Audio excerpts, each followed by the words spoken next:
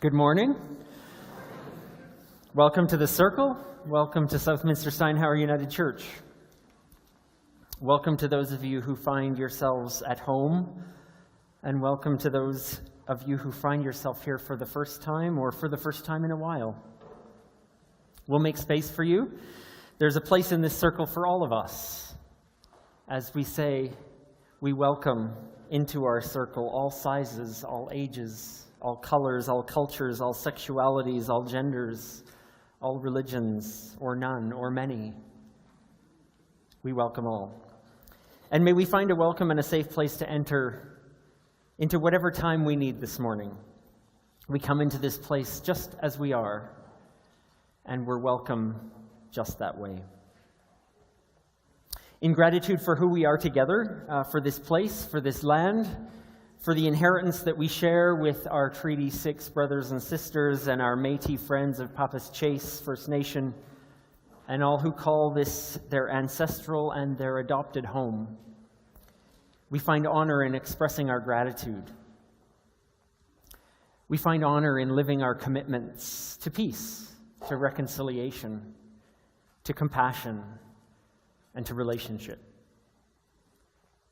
As we move into our time together this morning with the wisdom of our experience, the wisdom of story and prayers, and with the wisdom we share in the songs we sing, as we live into the practice of listening, of hearing, of perceiving deeply from our hearts, we gather in this time and in this place with gratitude.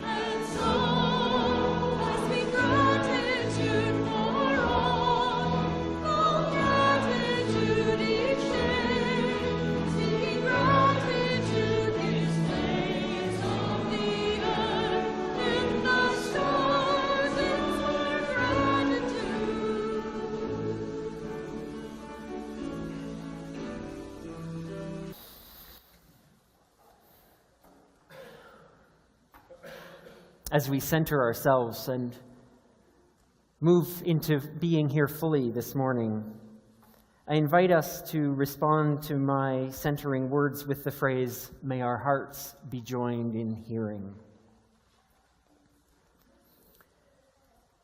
In our first moments of waking, when a new day arrives with our awareness, may our hearts be joined in hearing. In the touch of our feet to the floor, as we experience our connection with the earth, our home, may our hearts be joined in hearing. In our joining with community, our greeting of friends, in the smiles and the news that is shared on a morning like this, may our hearts be joined in hearing.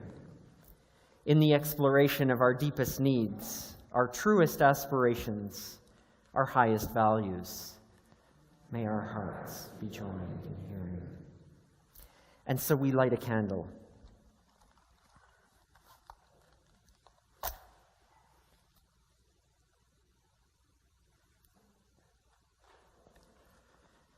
We light this candle for the light of the stars that remind us of our cosmic beginnings. Let's light this candle for the spark and light that dwells within each of us, that reminds us of our relatedness and our connection to each other. Let's also light this candle for the light of creativity and wisdom that reminds us of the power and the strength of love in our life and in our world to transform. And let's light this candle for the ordinariness of a flame that reminds us of our evolving awareness and sacredness, the specialness, the blessing, the possibility of all. We're reminded of the sacred in everything, in each of us, and in all.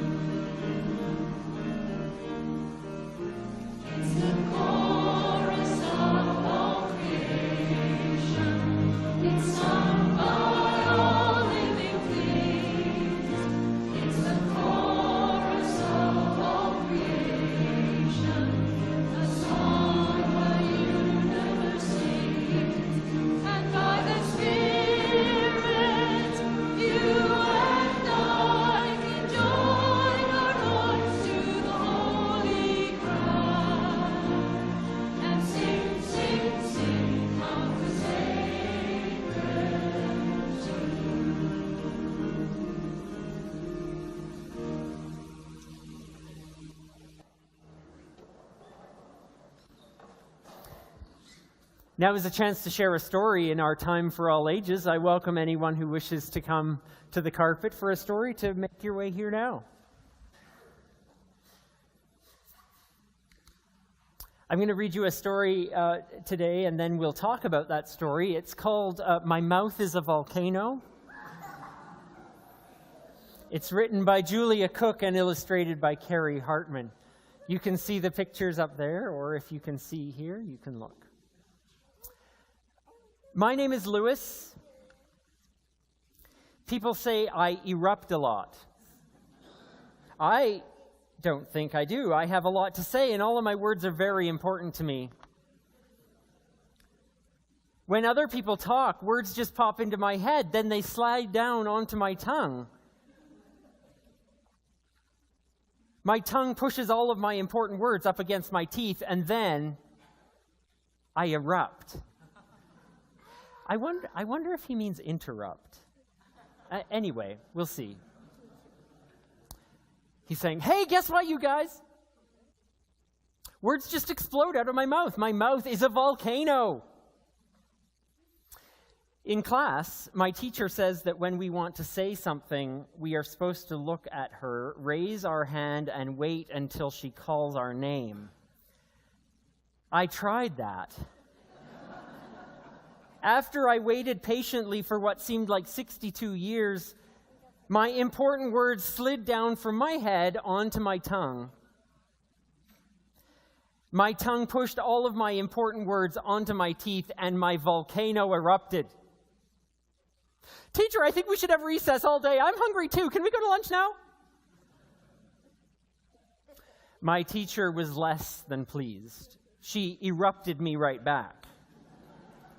I know what you're saying is very important to you, Lewis, but since it's not an emergency, you'll have to wait until I call on you.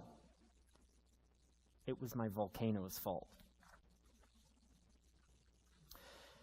At daycare, we were sitting on the rug, listening to Miss Polly read us a story about planting trees. All of a sudden, I thought about the time my grandpa and I planted 6 trees in his front yard. My important words slid down from my head onto my tongue, and then my tongue pushed all of my important words onto my teeth, and my volcano erupted.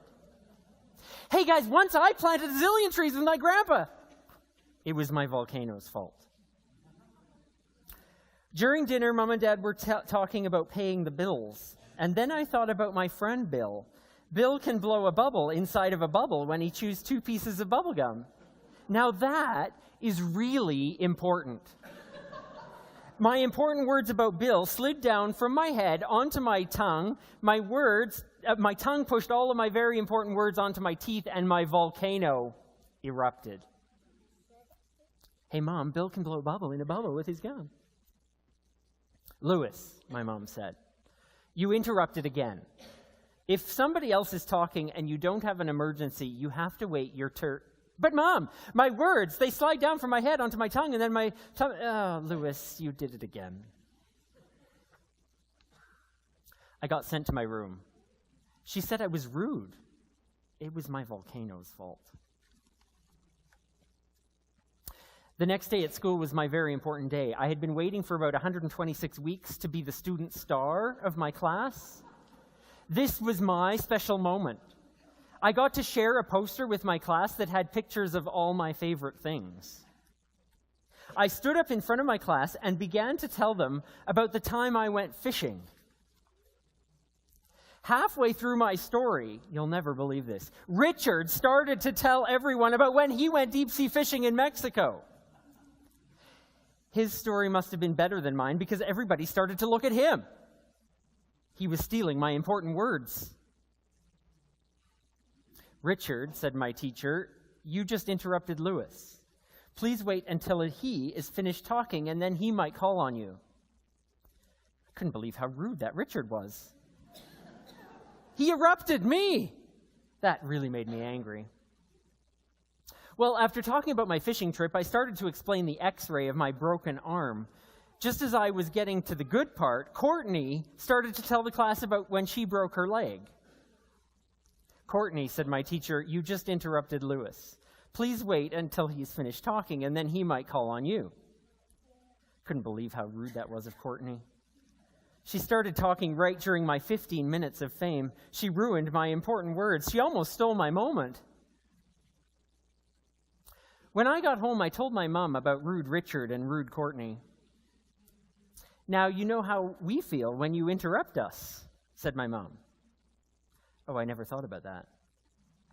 I just get so excited, and my words, well, they just pop into my head and slide down onto my tongue, and my tongue pushes all my important words up against my teeth, and I erupt.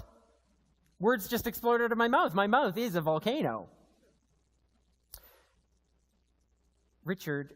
Maybe Richard and Courtney have volcanoes in their mouths too, my mom said. Oh, I never thought about that. Well, Lewis, the next time your important words are pushed into your teeth by your tongue, I want you to try something. Bite down hard, and don't let them out. Then take a deep breath, and push your words out through your nose.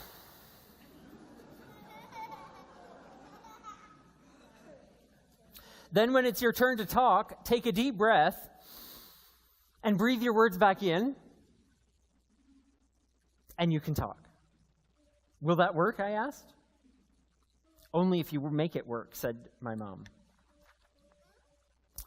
So that night at the dinner table, my sister Sylvia was in the middle of one of her long girl stories when my important words began to slide down from my head and my volcano started to do its thing. Just as my tongue started to push my words out through my teeth, I bit down really hard, and then I breathed my words out through my nose. As soon as my sister finished talking, I took a deep breath, and back in went the words. I was amazed that they just hung around outside my mouth and didn't float away. And then I told my story, and nobody got mad at me for erupting. After that, I never erupted again. Well, except for the time Bill's bubblegum got stuck in my hair, but that was a real emergency. That's the end of the story.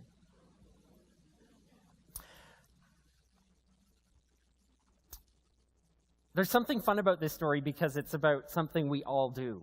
We all erupt with our words. We all interrupt each other, sometimes when we shouldn't. We don't have to be a young kid like Lewis to interrupt. So I thought this was a good story because I thought we could practice it. Should we practice? You want to practice? Okay. So let's say you had something to say right now, but I was talking. So instead of just saying it, what are we going to do? What are we going to do? Yeah? I just feel like eating. That's an example of an eruption. Yes. Okay, we're going to do this. We're going to bite down real hard. We're going to take a deep breath and blow the words out our nose. And they're going to stay here. And we're going to listen. Because usually when we're interrupting, it means we're not listening. So we're going to listen. We're going to hear what someone else is saying. And don't worry, your words are still here. We're going to listen. And then when it's our turn to talk, we can breathe again and breathe those words back in. And then we can talk. That's hard, actually. That sounds like so many simple steps. But it's hard. It's hard for kids. It's hard for grown-ups. But we can try. We can try, because erupting or interrupting is kind of rude. And we'll try our best to listen to each other. That's when good things happen. Good, we've learned a lot. We're going to go practice in Kids Spirit. See if you can listen to everyone with each other. We're going to sing together a song about seeing and hearing, a song that we have come to associate as a Christmas song. But actually, it wasn't written as a Christmas song.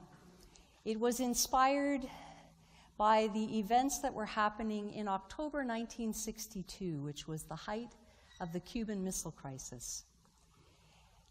This team, husband and wife, songwriter, musician team, saw children being pushed in strollers on the streets of New York City. And amid their fears of the imminent possibility of nuclear war, they wrote this song, which really was a prayer for peace, which was about the shepherd boy speaking to the king. It was about the powerless speaking to power. And so we sing this song together. The choir is going to come and help us. It's a very familiar song to us. But the ensemble have their own way with it, thanks to a wonderful arrangement Pam has done, and we're going to sing along with them and the choir in this familiar Christmas carol that only became a carol because it was released just after American Thanksgiving in October 1962. Think about it as a prayer for peace.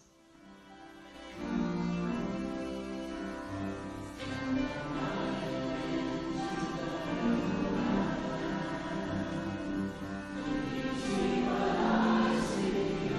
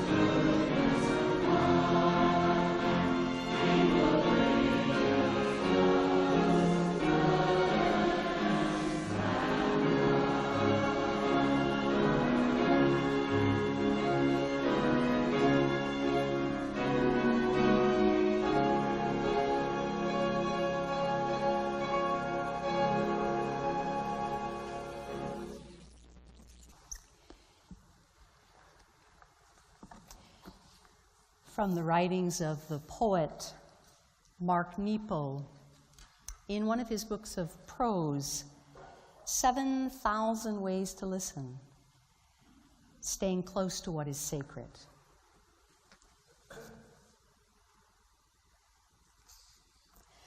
I had a dream the other day in which my job was to sweep the temple floor at dawn. I couldn't find the temple and wasn't sure where to begin when an old man came up to me. He looked like one of those small ancient monkeys with 1,000-year-old eyes. He took my broom and examined the handle, gave it back, and he said, "You're holding it too tightly." Then he hopped like a monkey and continued, "The secret is that the temple is anywhere you wake." He left, and I started sweeping where I stood, and a path appeared which I felt compelled to take. And then I woke. And now I wonder if waking and loving and sweeping go on forever. Now I wonder, is listening with our heart a form of sweeping away all the noise and distraction that life keeps whipping up? I remain convinced that when we listen deeply, beyond our need of being heard, beyond the rustle of our own concerns, then there are no strangers in the heart. When we can truly listen, we slowly, through the sweep of love, become each other. This is the insight of a contemporary poet.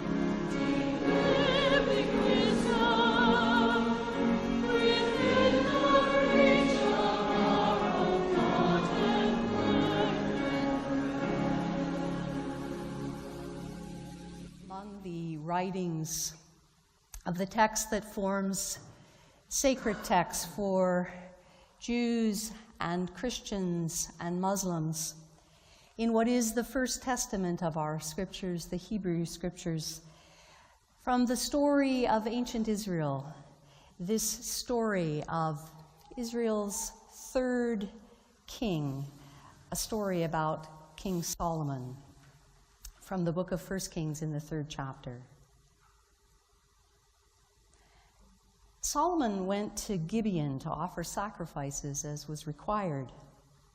And while he was there, a figure appeared to Solomon in a dream by night and said, "Ask whatever I should give you." And Solomon said, "You have shown great and steadfast love to my father, your servant David, because he walked faithfully and righteously with an upright heart. And you have kept for him this great and steadfast love, and have given him a son to sit on his throne today. And now you have made your servant king in the place of my father David, although I am only a little child. I don't even know how to go out and come in. And I am your servant in the midst of a great people, so numerous they can't even be counted.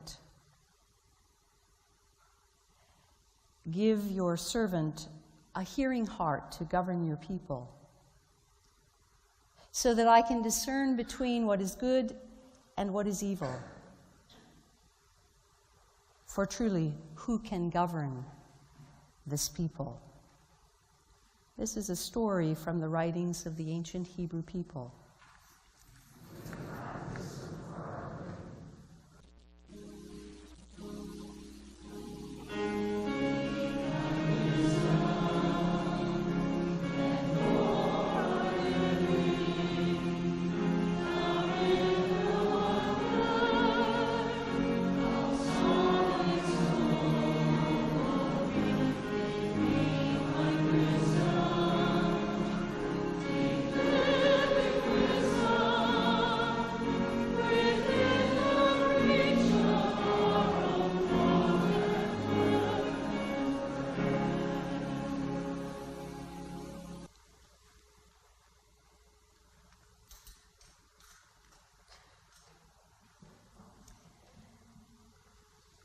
Well, according to the story, Solomon hadn't slept a wink since the coronation.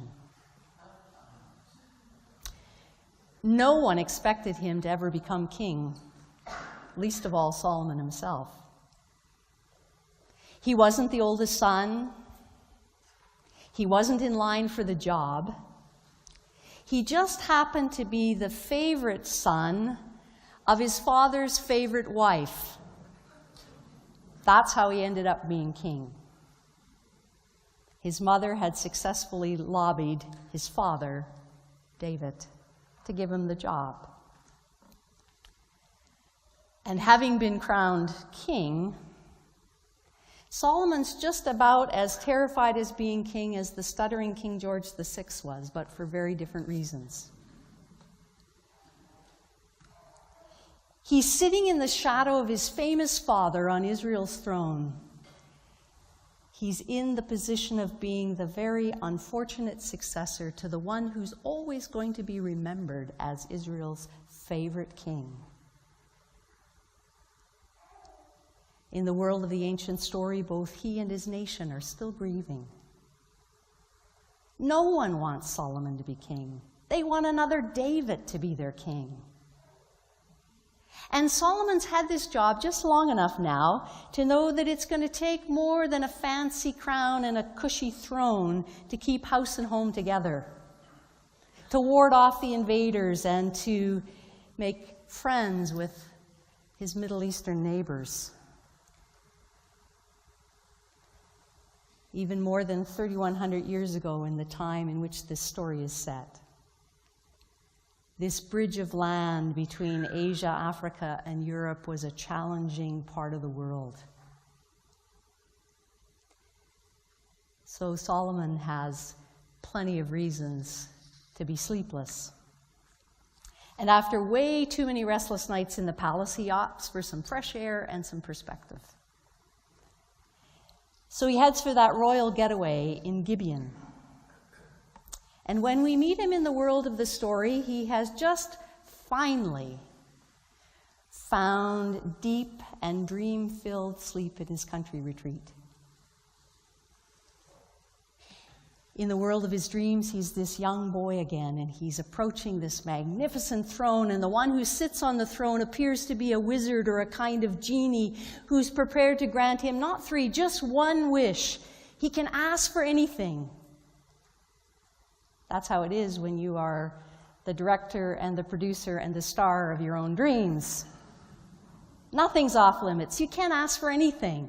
This is the one time you're going to win the lottery. And in the world of his dreams, he hears a voice. Someone is actually addressing him. Someone is interested in him. Someone wants to know something about him. Someone recognizes he's searching for something that will give him the confidence to take his place and to do it well. For weeks now, he's been listening to the chatter of his anxieties and the noise of his fears. His insecurities have been screaming at him probably his whole life. Feeling small and insignificant. In this dream, though he's a grown man, he sees himself as a child, invited to speak his most intimate truth to share the desire of his heart. We wonder if anyone has ever offered him that opportunity before. Is this the first time in his life he was invited to be heard? We hardly need Freud or Jung to tell us what's going on with this guy. His dream reveals much about his relationship with his parents, with his inner life, with the fears he's facing as he assumes leadership.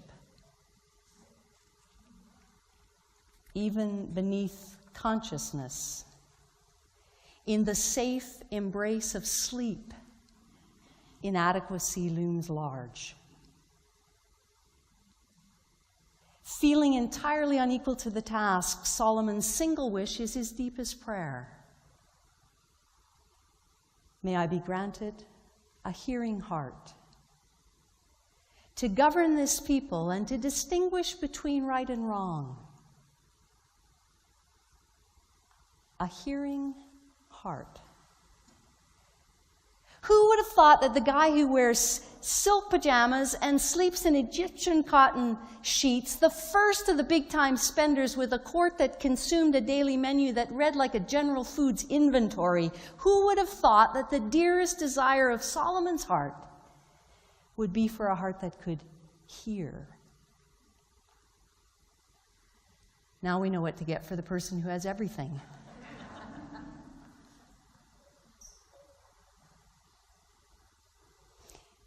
Maybe deep in Solomon's unconsciousness, he knew that privilege has a way of dulling our senses. And given the chance to ask for anything, he seeks an increase in his capacity to hear. But somehow he knows the deficiency is not with his ears, it's with his heart. Perhaps somewhere in the lived experience of the storytellers that give us this tale. They knew a people can survive inexperience and flaws in their leadership. But a nation and a community, a family, any relationship cannot survive where people are not heard. Yesterday, there were a sea of signs and slogans carried at the Women's March on Washington held here in our own legislative grounds. But amid all the signs, I was struck by this one. One simple word. One essential verb for the formation and the health of every relationship. One simple prayer. One simple spiritual practice. Listen. No special equipment's needed. No experience is necessary. No qualifications are required. Good hearing isn't even required because listening is about more than what our ears hear. Perhaps above all, it's about listening to the voices that are hardest to hear. Those smallest voices of our young, those weakest voices of our aged, those fewest voices of those who are silenced or marginalized by power. Those voices who can't speak any longer or who can't speak for themselves. The voices of rivers and trees, the voices of air and water, the voices of all the vulnerable who call this place home too.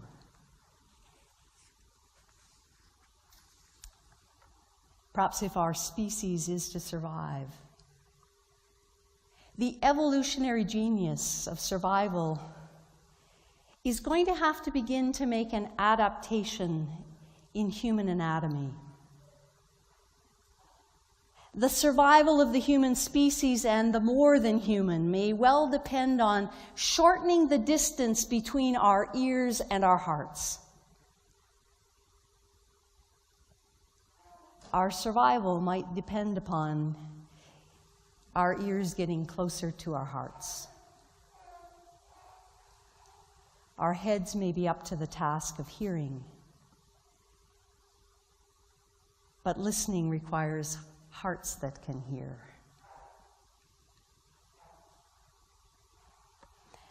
Among the many stories about Jesus of Nazareth that have been passed down to us, in the stories we have, his teaching is so often punctuated by the line, "Blessed are those with ears to hear and eyes to see."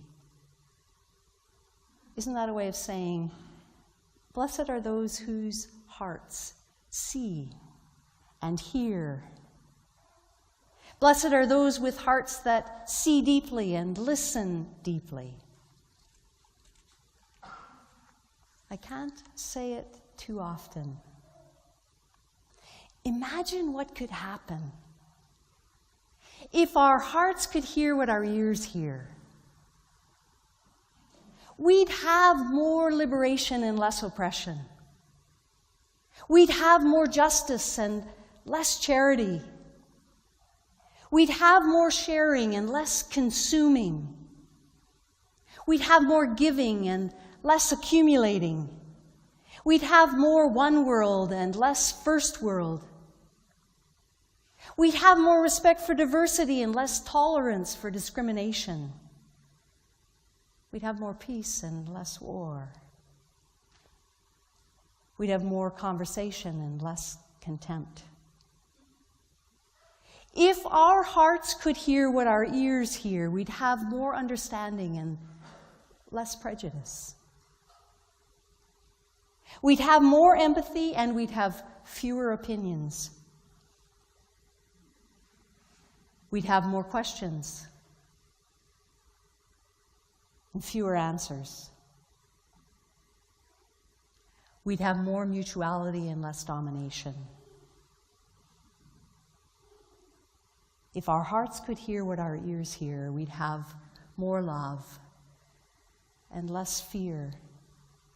We'd know a whole lot less, but we'd feel a whole lot more. And we'd cry more, and we'd laugh longer.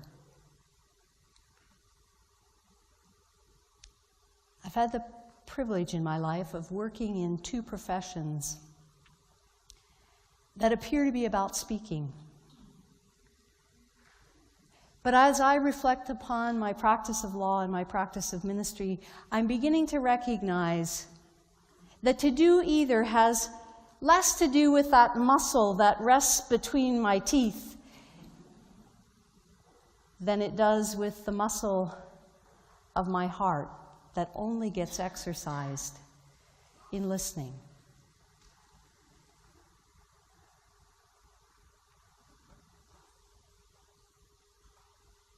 Whatever our work in life or in retirement, our work in the world will never cease to be the work of listening.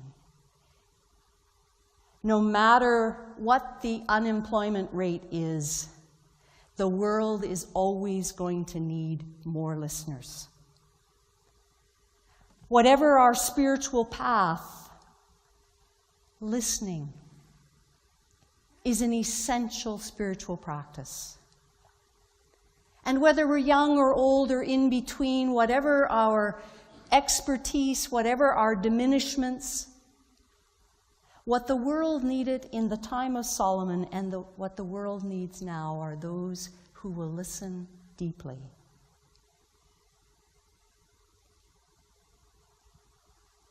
Two ears, one mouth. Do the math. There must be at least twice as much to hear as there ever is to say. And chances are, If we were to meet one another on the holy ground of listening, we'd never be the same again. And the world would never be the same again.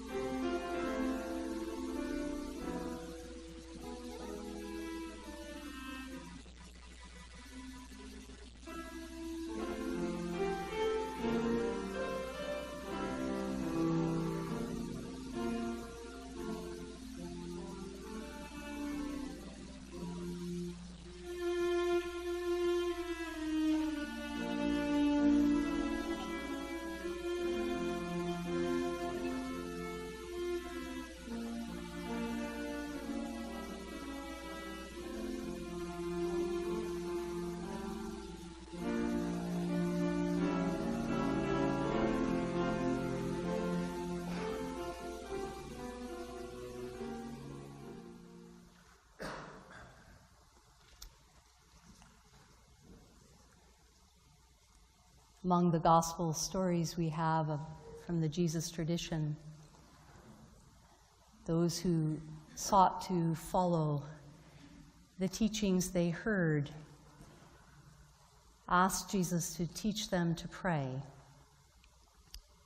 We're always learning to pray, which is to say we're always learning to strengthen our intentions to live more nearly to the values we hold to be dearest.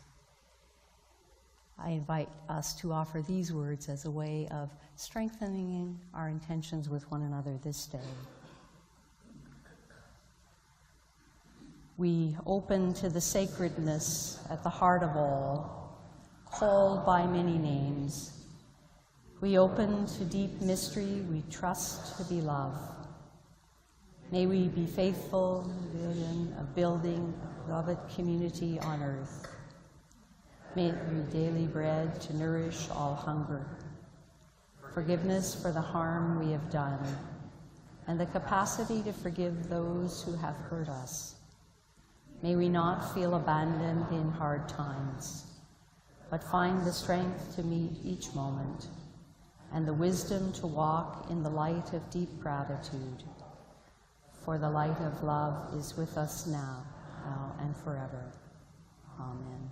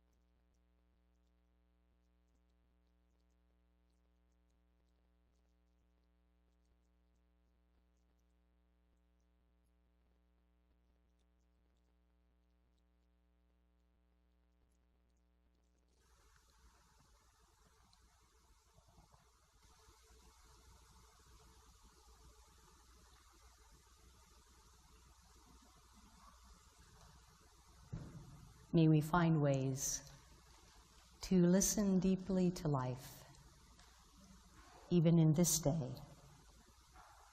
Amen.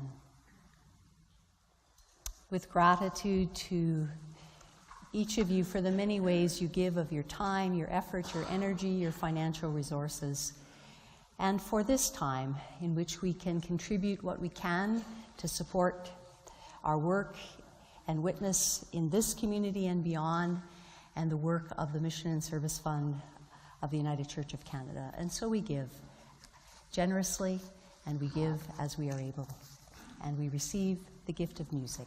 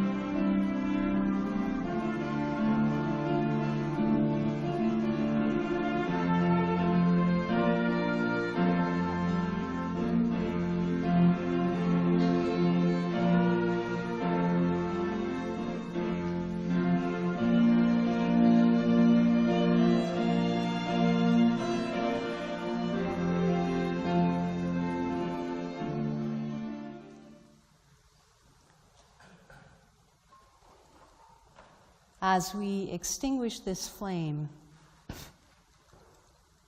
what was light a moment ago has a new form. This smoke that is dispersed among us. When we leave this place, the light that we have shared is not extinguished. It is dispersed in us and through us, with us, beyond us, in a new form. And so we go. We go in the strength of who we are together. We go to a world desperately in need of those who will hear its need. We go to listen deeply, to love generously, to live truly.